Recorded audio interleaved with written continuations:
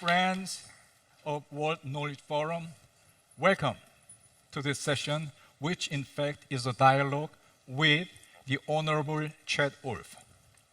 Chad Wolf, as was introduced to you, used to be Undersecretary as well as Acting Secretary of Homeland Security, a powerful department in Washington, D.C. And then now, Secretary Wolf is Executive Vice President of AFPI, which stands for America First Policy Institute, again, a powerful institution. So on my way here, I just said myself, what would be the best adjective to describe Mr. Wolf? And I said, it must be powerful. So with that as a background, let me just go into raising some questions with the Secretary Wolf. So Secretary Wolf, as I understand it, this is your first time in Seoul, right? So welcome to Seoul, and then welcome to World Knowledge Forum. Yeah, it's great to be here. Right. And then when it comes to AFPI, America First Policy Institute, well, it in fact is a very new institution, but still it's a powerful institution, right? And you are in the leadership of that powerful institution. So how did you do that? How did you promote that new institution to such an influential institution? Well, it's great to be here, and just excited to be able to talk to everyone today. The America First Policy Institute, as the ambassador said, is relatively new. We started it in 2021 after the first Trump administration. So if you think about think tanks or organizations like that in DC, they go back for decades, 30, 40 years for some. Heritage Foundation on the conservative side is one that a lot of people have heard of in the past.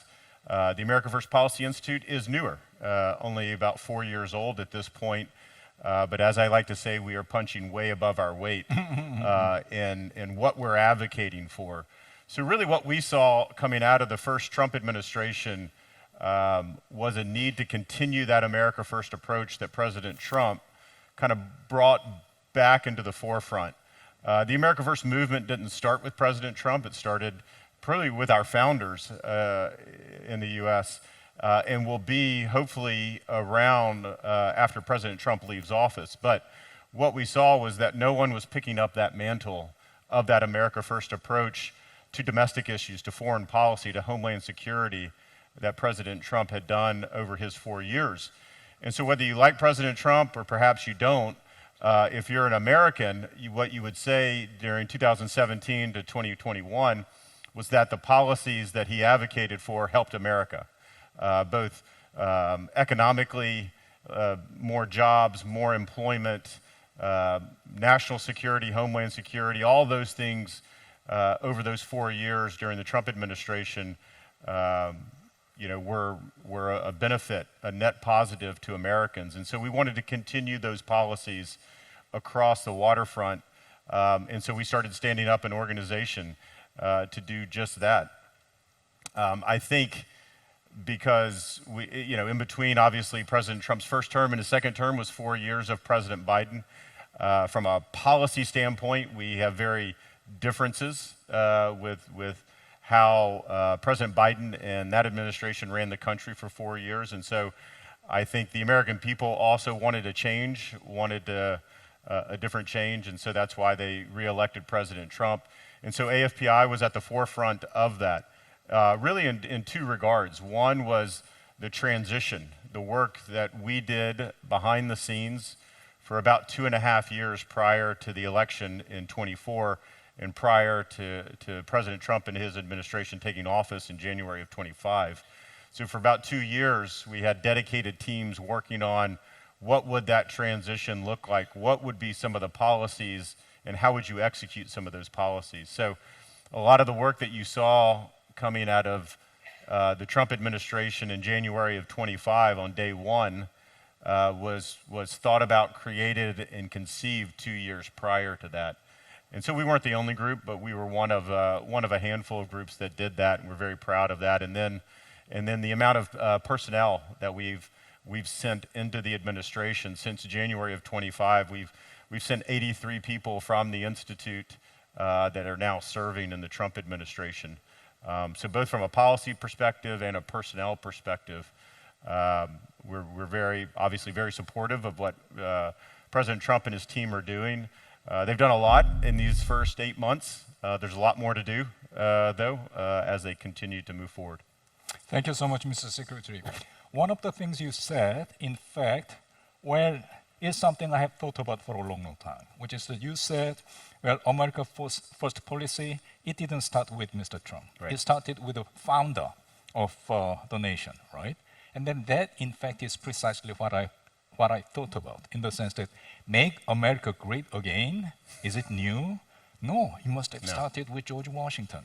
America First policy, no, is it new? No, it must have started with George Washington. But at the same time, what I think is that, well, one of the things which President Trump is very good at is how to, in a sense, make political use of some of the slogans which has been lying around for a long, long time. That has been my observation, and it's so interesting, Mr. Secretary, that you talk about that. It is not new. It has been, well, even with the founder of the nation.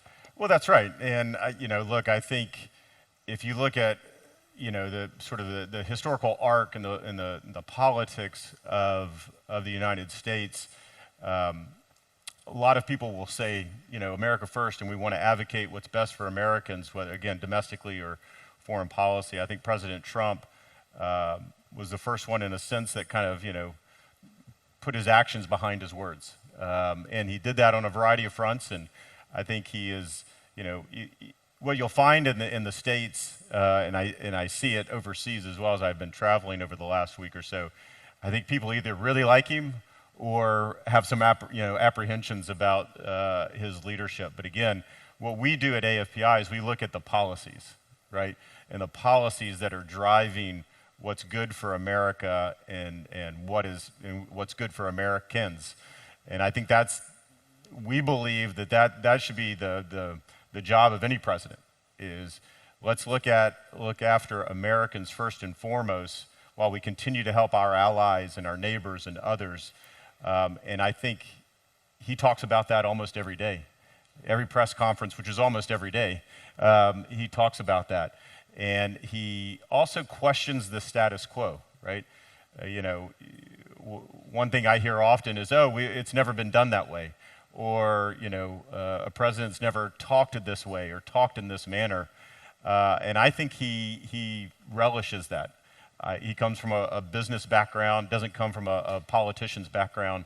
And so he's ready to take on those tough fights. And he does it every single day. He does it often with the media, but he does it with others as well. Well, Mr. Secretary, in fact, you already talked a lot about the importance of policies. So let us just think about some domestic policies that AFPI has been advocating as an institution. You said, well, transition, it didn't start with November, right, 2004. It started much earlier, right? In fact, 2 years back, right? So what are the kind of domestic policies you have been advocating as an institution? Well, the domestic policies range. Obviously, we start with the economy, making sure that, as we saw before COVID during President Trump's first term, we had sort of a raging economy. Everything, was across the board. Wages were up, employment was up. I think what you saw in the United States was sort of the heyday of that. And obviously, COVID hit. It changed not only the U.S., but the world because of that. And I think the team now is trying to figure out, and of course you had 5 years, but with COVID and President Biden, and trying to figure out how to get that economy restarted again. And a lot of, which I'm sure we'll talk about and others will talk about, are sort of the central platform of that for the Trump administration are the tariffs and how he views tariff policy.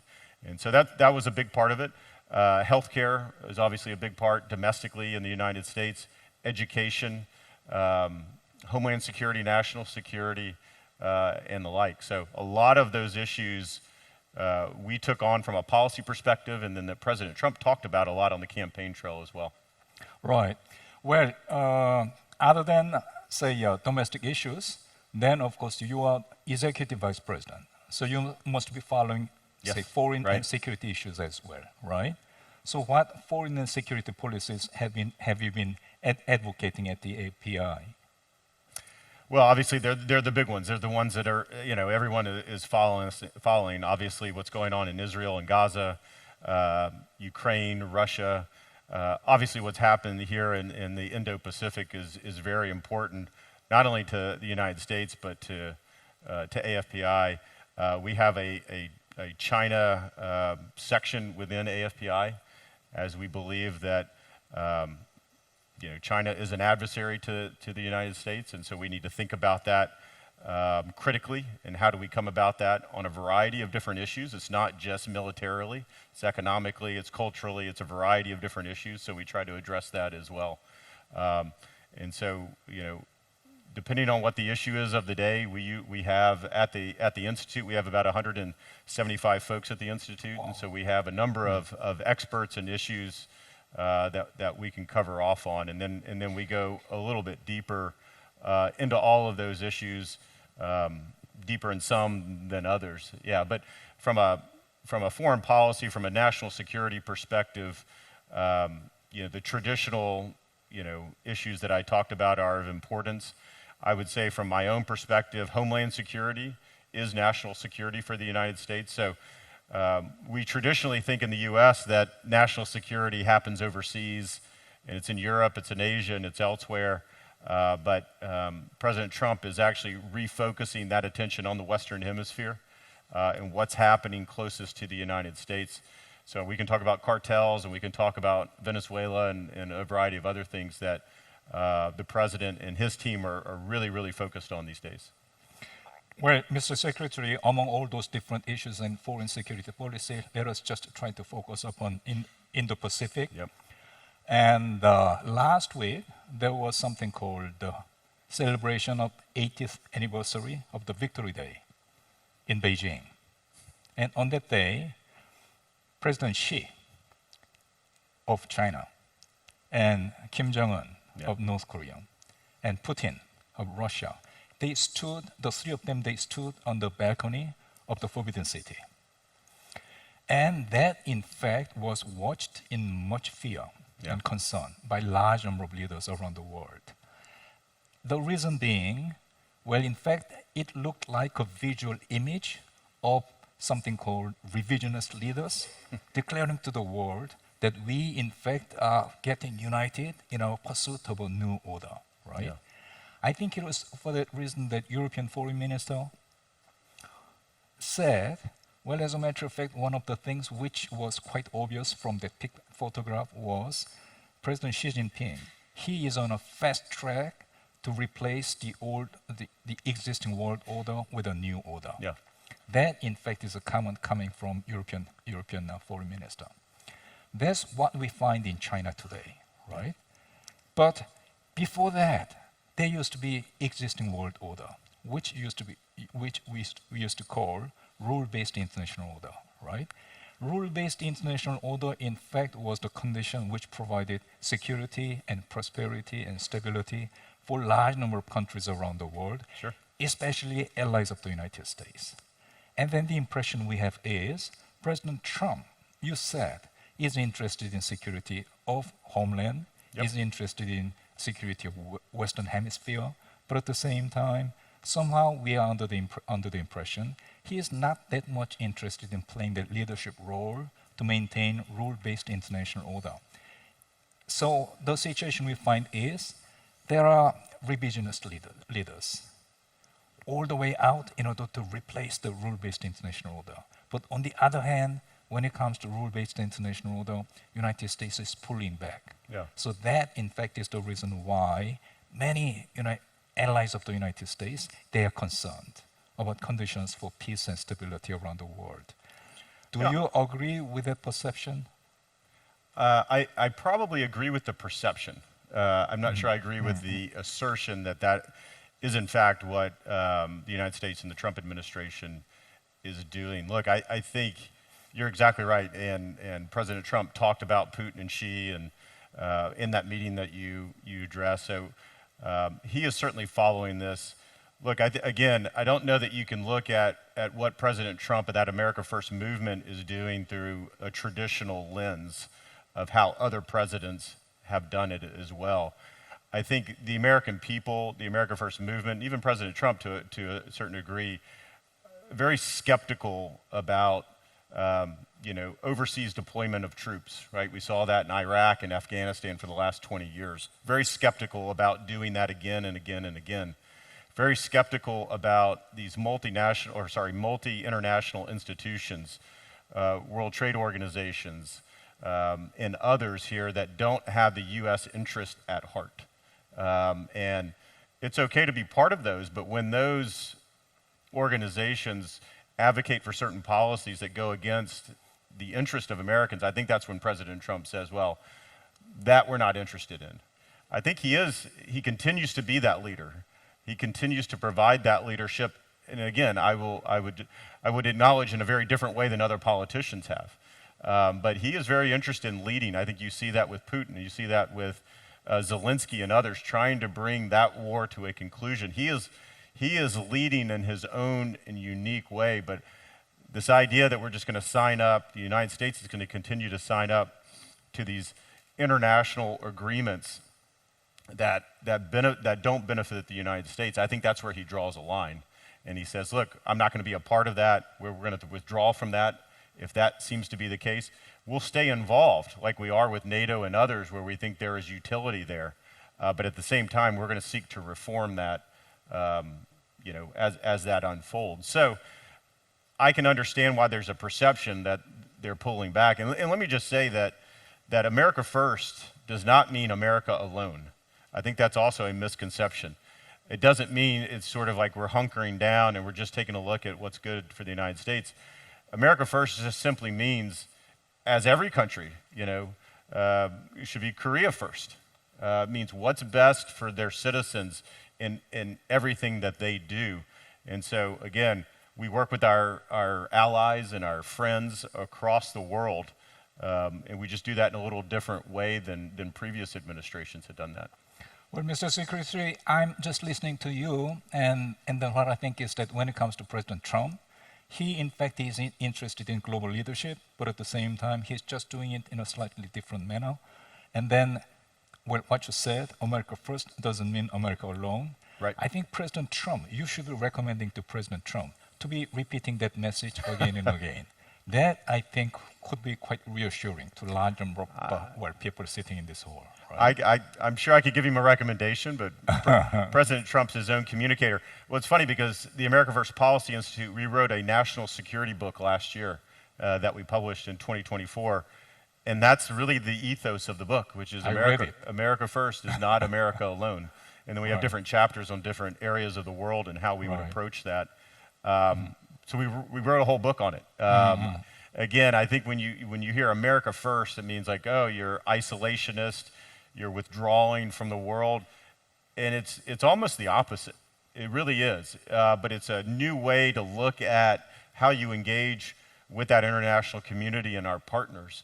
And it just means we're coming at it from a little different perspective. Not that we want to retrench by any sense of it. And again, I think you have, you can see what the president's doing almost on a weekly basis. It's a lot with our international partners. I think that tells you where he spends the majority of his time, and he may be coming here in October. October, November. I'm not sure. Doesn't really commit until he commits. But so I think he is very interested in providing that leadership across, to the world, but specifically as it relates to the U.S. Right. Well, Mr. Secretary, let me just follow it up with a question on U.S.-China relationship. Sure. Right. And I'm just paying much attention to what President Trump says about China. And well, for me, there seems to be a certain ambivalence in what President Trump says about China. In the first place, I think so far, I could be wrong, but so far he has not committed to the defense of Chinese Taipei. He has not done that yet in the past 8 months. Okay. And then when it comes to, say, for example, NVIDIA chips, graphic processing unit chips, one day he said, you cannot sell it to China.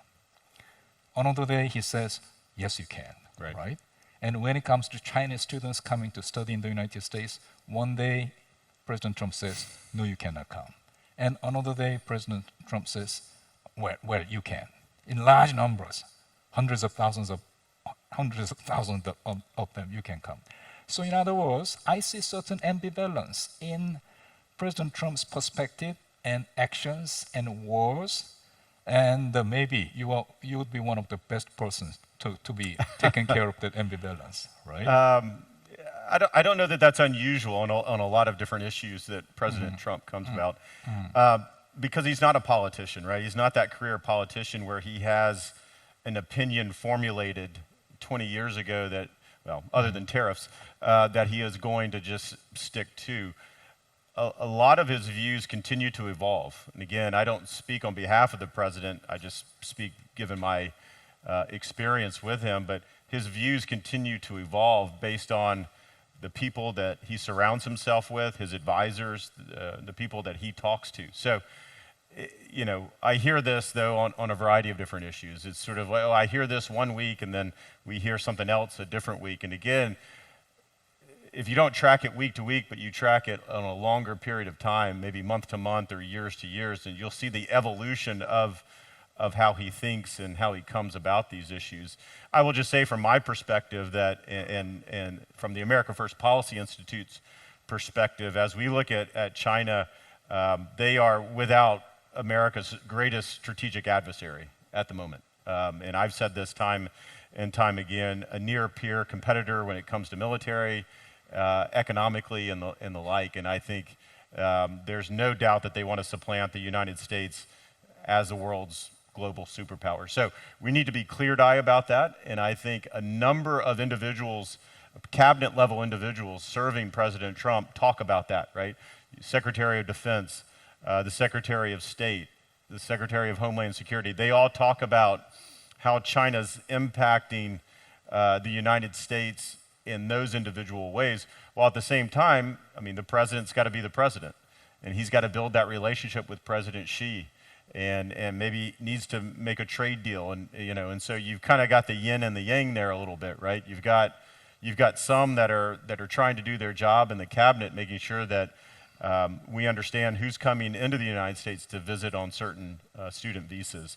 But then the president is, again, trying to continue to be, I'm not going to say necessarily just a partner with China. I mean, the United States cannot ignore China. And so economically and the like, they're very important. So he's having to walk a fine line, right? I would say our U.S. trade representative is having to walk a fine line on where do we try to get a trade deal with China versus, you know, needing a lot of other concessions and doing other things. So it's tricky. It's not it's not black and white for the Trump administration when it comes to China. Some other countries probably a little bit clearer, a little bit cleaner, but for China it's a little bit more difficult. And again, depending on when you talk with President Trump, and depending on what's going on, if he likes what he has seen from China, he's going to tell you, I think I like him, you know, and we need to have a partnership with them. That's when he mentioned 600,000 students from China coming into the United States. Now, I will say that did not sit well with a lot of conservatives in the United States. They don't agree with that.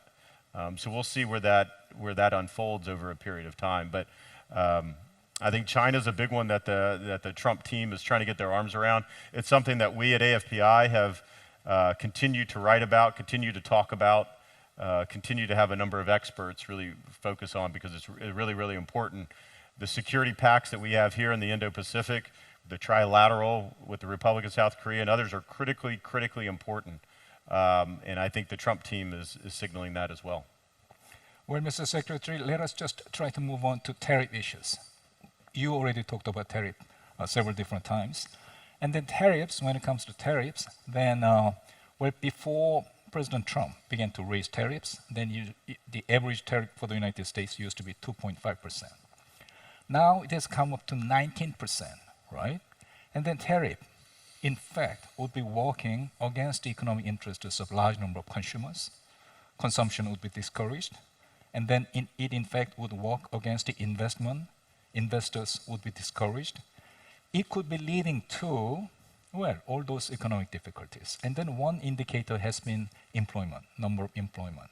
So last year, in December, in 2024, I think the monthly employment in the United States was something like 300,000. Yeah. This month, it came down to 20,000. I was quite appalled to see that drop from 300,000 to 20,000. And it, in fact, could not be wholly because of tariffs. But at the same time, it will be very difficult to say it has nothing to do with the tariffs, right? So for the time being, after several months, it is discouraging consumption, it is discouraging investment, and large number of economists in the United States, they're worried it's not going to go away. Would you agree with them? I mean, you have 167 staff members working Right. at AFPI, so what do Well, they say? I mean, we certainly hear those criticisms, about tariffs. Here's what I'll say.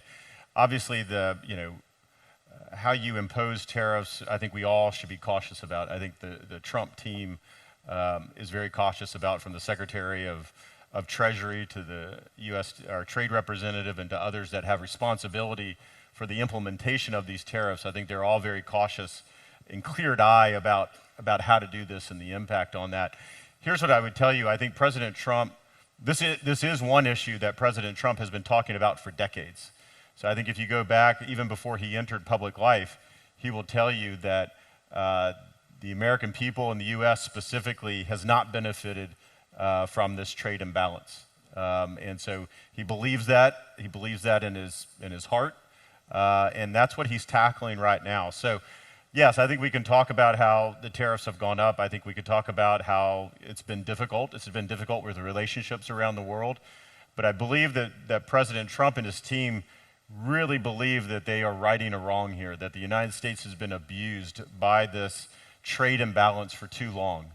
And while there may be some pain here in the short term, if we look at it over a course of, again, months and years and not week by week, that the short-term pain or the long-term benefits will outweigh the short-term pain that we feel today. But that is something that they do believe in. I think as we look at that, I think we can say this is also an issue that only President Trump has really taken up, right? I would say for other American presidents and elites around the world and others, they really haven't talked about trade imbalances, right? We've talked a lot about free trade and things like that over the last decade or so, but I don't know that that's been really, effective for the United States. And I think that's where President Trump and his team come at this, is as they look at all the different trade agreements they have around the world with different partners, which ones are they getting a good deal on and which ones do they believe they're not getting a good deal on? And that's what they've been sort of going at. And so, we hear a lot of these dire predictions back in, in January when the president came into office, and then in April when some of the tariffs started kicking in.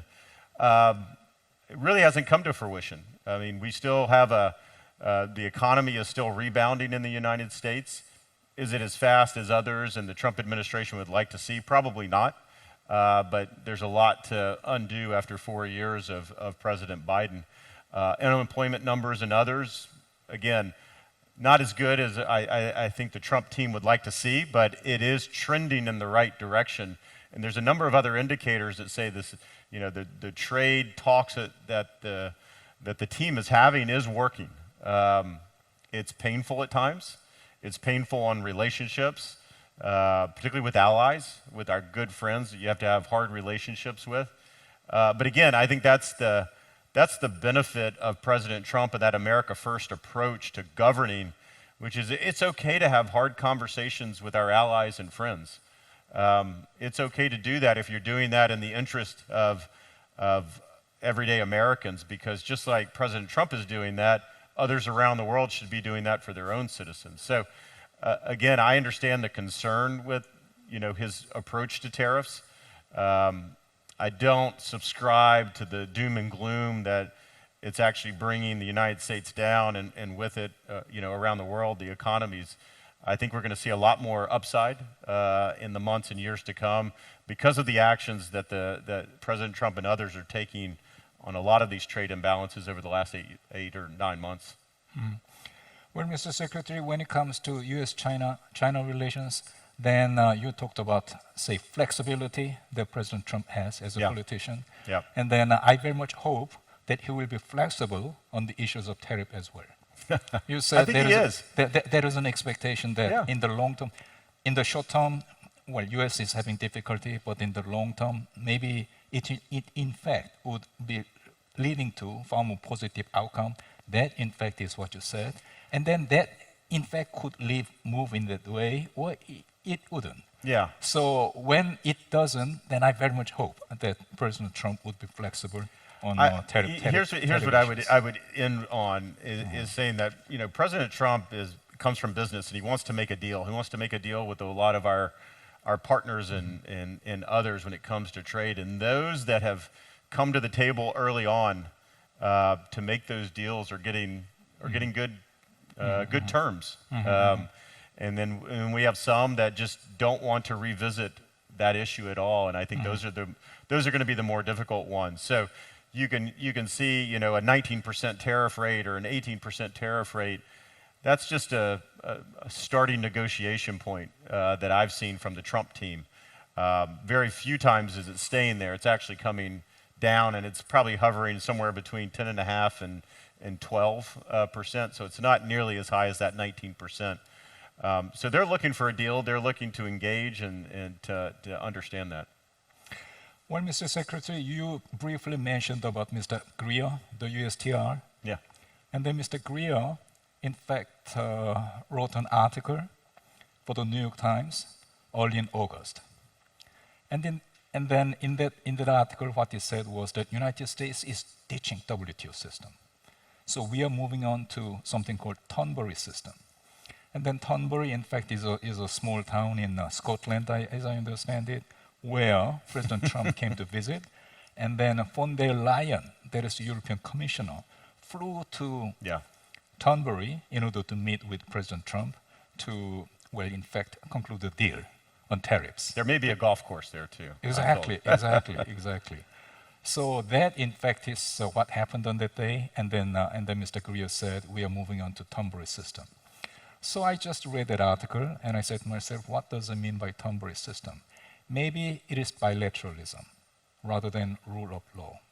Maybe it is transactionalism, which, in fact, President Trump is famous for. Yes. But at the same time, it is rule of power rather than rule of law. I mean, there are a large number of countries who, in fact, would wish to do something President Trump did. That is to say, forcing other partners to agree to something that where President Trump ended up with, 19% of tariffs, right? A large number of countries would wish to do that, but at the same time, they cannot, simply because they don't have the power, right? So that, in fact, is power politics, pure and simple, right? And I said to myself, well, what does United States stand as a nation? Rule of law. Sure. That's what United States stands for. So if United States stands for rule of law, that in fact was one of the biggest appeals that United States had as a nation. I mean, there are more than 190 countries around the world, and then there are a large number of countries like Korea, which have high respect for the United States. And one of the reasons is not only because it is strong, but also because it in fact is motivated by principles. And then rule of law is one of the principles. And I said to myself, well, reading Mr. Greer's article, I said to myself, is he really suggesting United States is giving up rule of law and then moving to rule of power?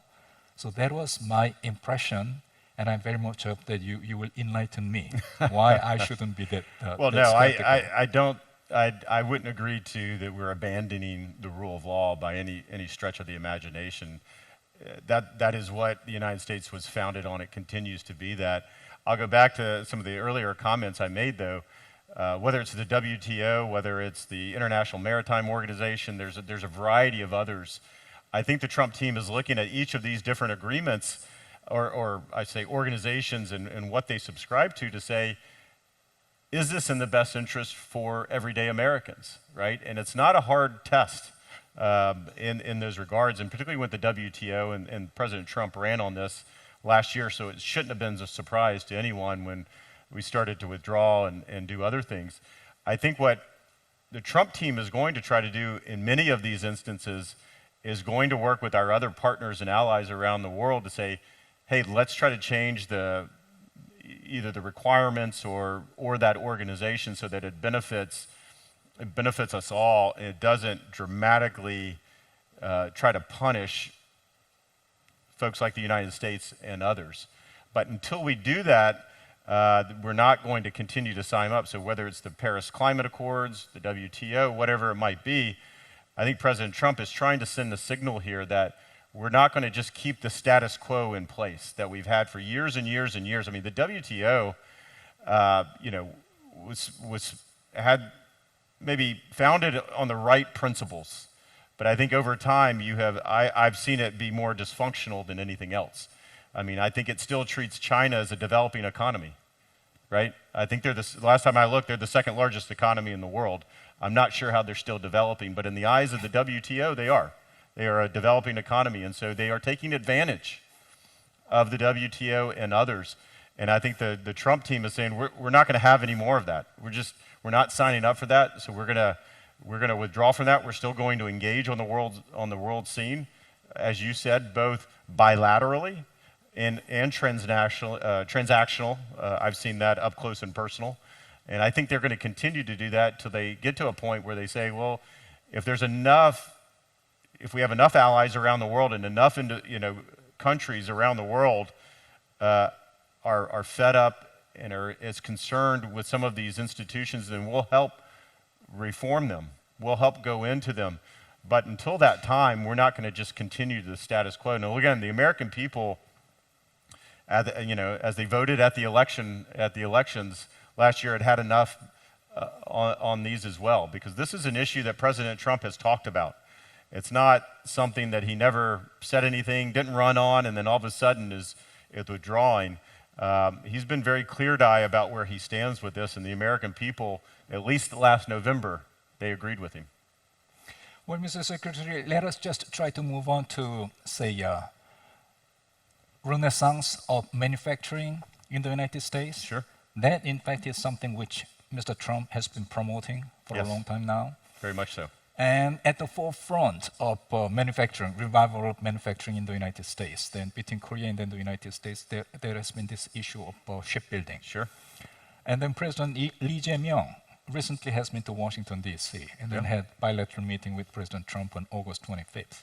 And then on that occasion, President Lee came to visit Philadelphia. That's right. Because there is a shipbuilding company called Hanwha, and then Hanwha built a shipbuilding yard in Philadelphia, which I think is called as Hanwha Philly, right? So definitely this is emerging as an important sector, I mean, between Korea and then the United States, so that Korea and United States could be working in order to revive, resuscitate manufacturing sector in the United States. And then no less than $150 billion has been set aside to be invested in that particular field, right? So I agree with all of those ideas that we should be taking full advantage of shipbuilding as one sector through which you can deepen our industrial cooperation between Korea and then the United States. But at the same time, I in fact have followed economic issues for a long, long time as a diplomat, practicing diplomat. And I know about certain laws in the United States, which in fact made it almost impossible for us to work with the United States on shipbuilding. First and foremost, there has been Jones Act. And secondly, when it comes to, say naval ships, then there has been Burns-Tollefson Act, right? Right. So they are still there,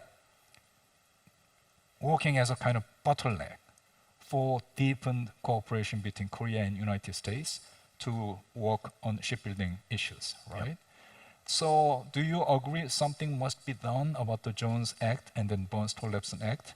In fact, as I understand it, there have been many bills which have been submitted in the US Congress in that direction Do you agree with that view? I would love for the United States Congress to take a look at both of those laws as well as others. I think in a lot of senses, or in many instances, U.S. law does not keep pace with the reality of the world and how it looks today.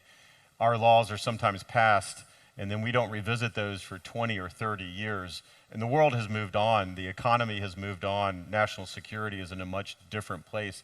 Look, I think the relationship with South Korea, the $150 billion investment, this is brilliant. I mean, this is the U.S., and President Trump's a builder, so he loves this, right?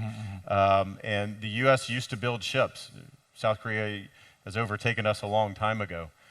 So I think the partnership is absolutely brilliant. I don't know that, look, you've got a divided Congress. You've got a U.S. domestic shipbuilding community. And so whether we talk about the Jones Act or these others, there's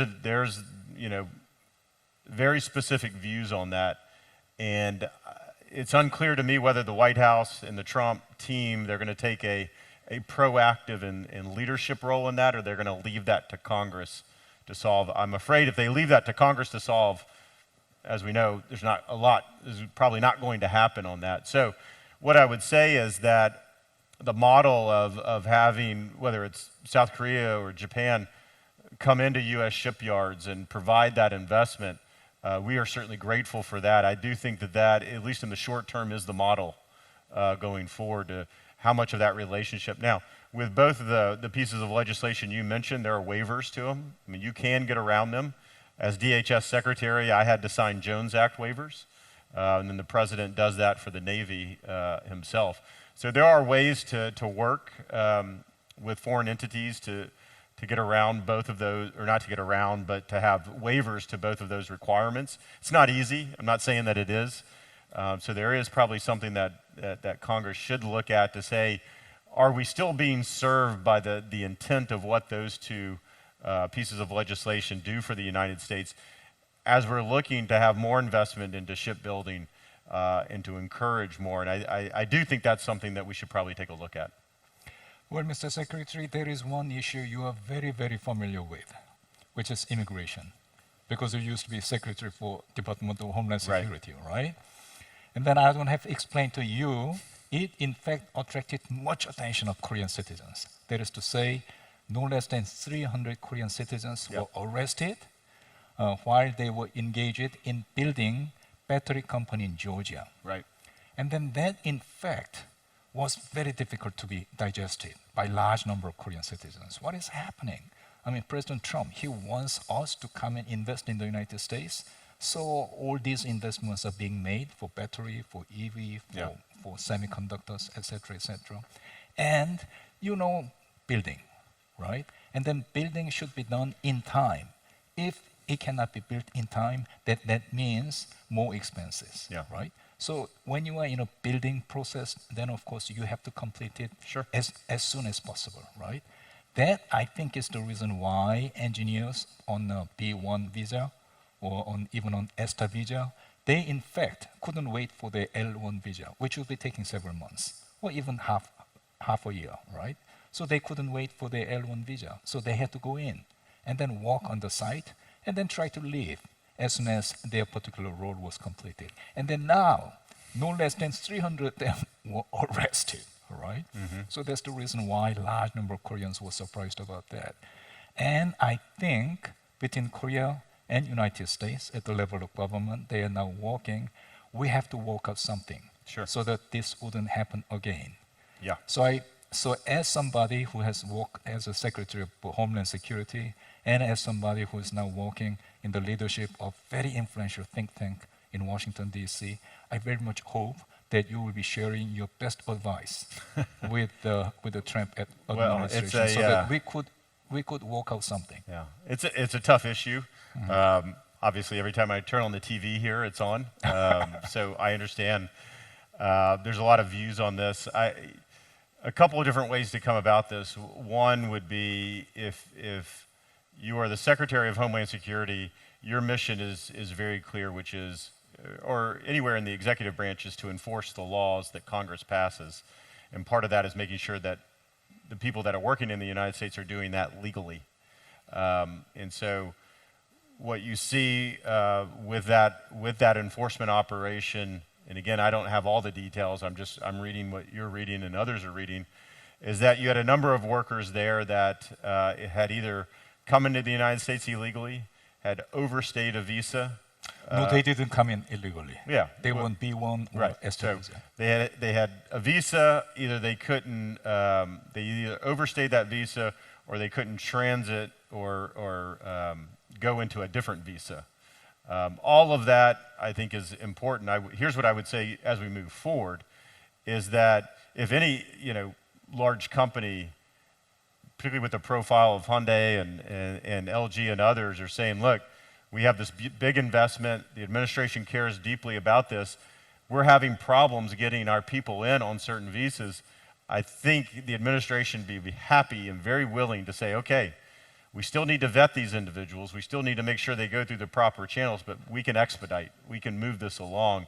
I don't think that the answer is, well, we know they're not on the right visa, so therefore they're not technically permitted to work in the United States, we're just going to let them work anyway. I don't think that the American people kind of see that as not the right approach. That we need to make sure that people who are working in the United States have a valid work permit to do that on whatever visa that they're in. They're on H-1B, they're on whatever it might be. Making sure that you have a valid work permit is first and foremost. And we have an agency, it's called ICE, Immigrations and Customs Enforcement, who undertook that operation. Their job is simply to make sure that people are working in the United States legally, that they have a work permit and they're authorized to work, and if they don't, then they'll come in and they'll make sure that there's the right enforcement action. But look, I think the Trump team is very much aware of this. I think if there are, and it sounds like you've got a little bit more information than I do, if the issue is we're just trying to get into the right visa program, right, and it's just a backlog and it takes time and it takes effort, then there are things that the Trump administration can do to facilitate that. If that's not the issue and it's something else, then there's different solutions for different issues. But I think that the Trump team is willing to work through that a little bit. At the same time, ICE has a mission to do, and they've got to do that. There probably could have been some better communications this time around, and you'll likely see that going forward too. Thank you, Mr. Secretary. Well, when we came in, Secretary and me, when we came in, we talked within ourselves. Let us just try to take some questions from the floor, just one or two. But now I come to realize we ran out of time. But at the same time, I just listened to Secretary Wolf's answers, and I was quite moved about two things. First of all, how frank he was. Secondly, how tactful he was in evading questions he didn't want to answer, right? So with that appreciation, let us just wrap up this session with a big applause for Secretary Wolf. Thank you.